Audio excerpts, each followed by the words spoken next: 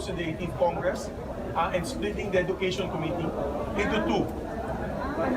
Basic education and higher technical education. It's like the House of Representatives. Basic education will be for WIN, Gatchalian. So that's grade school, high school, DepEd concerns.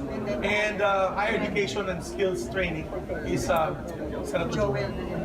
Sir, sa idea, inibatan niya yan. Hindi pa naman, pero yan ang pinag-usapan ng majority dito. So, again, he has to talk to the members of the Senate for... But there's plenty. There's a lot of other... Ako personally, Pia would make a good Ways and Means chairperson. Why? Because she's a lawyer, number one. She has advocacies. For example, health advocacies.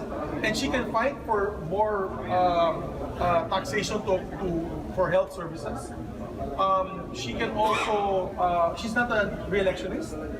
Kasi alam mo, walang gusto kumuha na re-electionist eh. Kasi alam mo naman, pag buwis, natatakot din ang mga kapatid natin. So, I would suggest to accept Ways and Means. It's a very important and prestigious.